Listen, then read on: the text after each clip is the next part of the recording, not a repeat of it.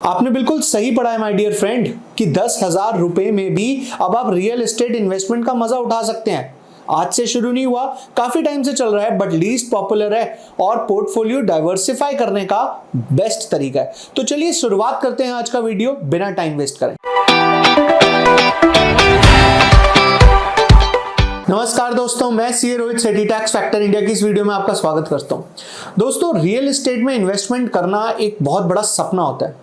खासकर हम as an Indian एक ही सपना जरूर रखते हैं कि यार सारी इन्वेस्टमेंट छोड़ दें, गोल्ड, स्टॉक, इक्विटी, डिवेंचर्स, ये सब हटाने के बाद एक रियल एस्टेट में इन्वेस्टमेंट भी होनी चाहिए, जिससे चाहे हमें कैपिटल एप्रिसिएशन मिले, चाहे हमें उससे रेंट मिलता रहे या कुछ भी मिलता रहे। लेकिन सबसे बड़ी प्रॉब्लम क्या होती है, रियल एस्टेट खरीदने के टाइम पे ना हमें एक जो सबसे बड़ा ड्रॉबैक लगता है वो है कि रियल एस्टेट के लिए हमें एक बहुत मोटी कैपिटल चाहिए होती है।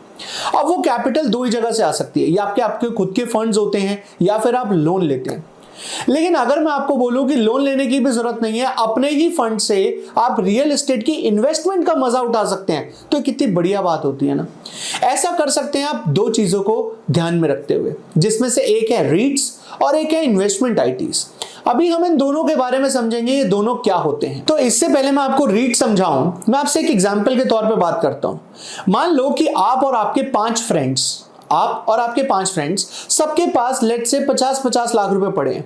अब अगर कोई खुद प्रॉपर्टी लेने जाए तो 50 लाख की प्रॉपर्टी नहीं मिलती, और अगर मिलती भी है तो ऐसी जगह पे मिलती है जो डेवलप्ड नहीं है, या जहां पे रेंट नहीं चढ़ सकता, या फिर जहां से जो कैपिटल एप्रिसिएशन है उसके होने के चांसेस कम है।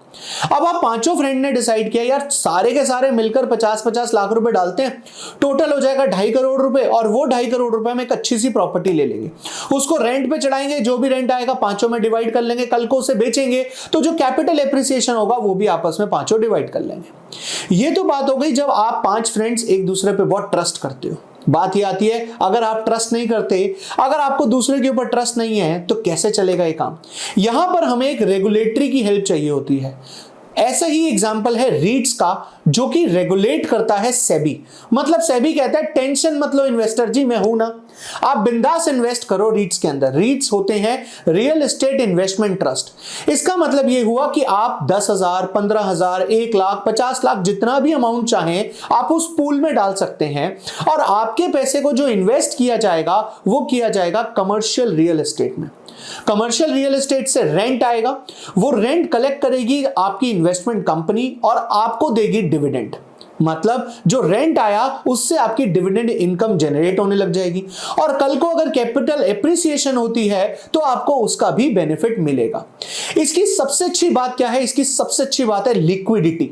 अगर आप अपने नाम पर रियल एस्टेट लेते हैं तो बेचने के टाइम पर आपको थोड़ी सी प्रॉब्लम हो सकती है। आपको बायर ढूंढना पड़ेगा, आपको यह ढूंढना पड़ेगा कि आप किस प्राइस पर बेचें, आपको यह देखना पड़ेगा कि पेपर वर्क क्या होता है। लेकिन रीट्स के अंदर ऐसा नहीं है, आप जब चाहें इसे रिडीम कर सकते हैं। हाँ, थोड़ा सा लॉक इन पीरियड जरूर होता है, बट जब चाहें आप इसे रिडीम कर सकते हैं उसके बाद, और अपने पैसे को आप वापस ले सकते हैं। ये तो बात हो गई रीट्स के बारे में। अब बात करते हैं इनवाइटीज के बारे में।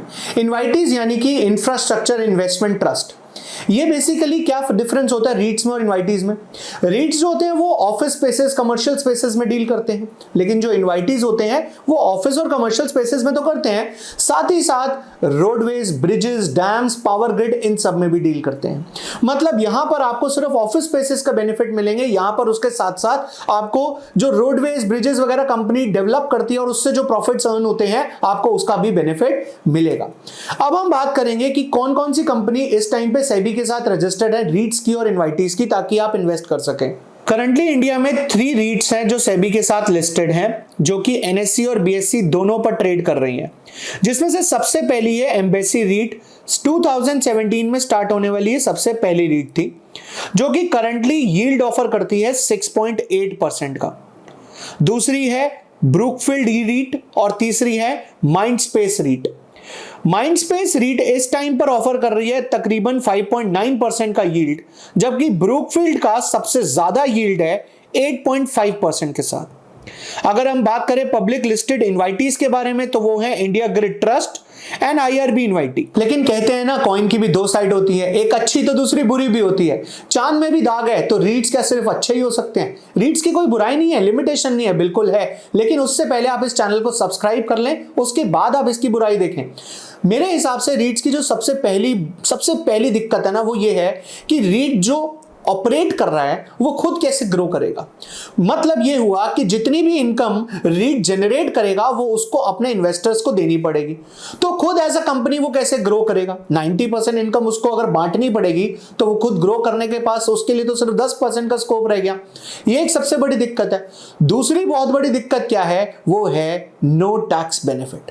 म्यूचुअल फंड्स में इन्वेस्ट करें तो वहां पे भी टैक्स के बेनिफिट्स मिलते हैं, कहीं और इन्वेस्ट करें टैक्स के बेनिफिट्स मिलते हैं, अगर लोन ले ले तो वहां पे भी टैक्स के बेनिफिट्स मिलते हैं, होम लोन लेने पे भी, लेकिन रीट्स में इन्वेस्ट करने के कोई टैक्स बेनिफिट नहीं है।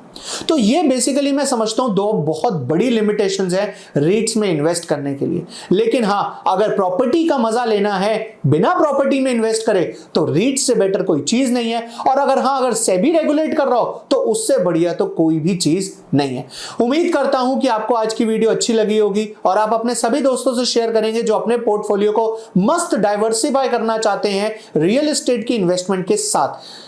लाइक करें, शेयर करें, सब्सक्राइब करें। मिलते हैं नेक्स्ट वीडियो में। आज के लिए इतना ही। Bye bye.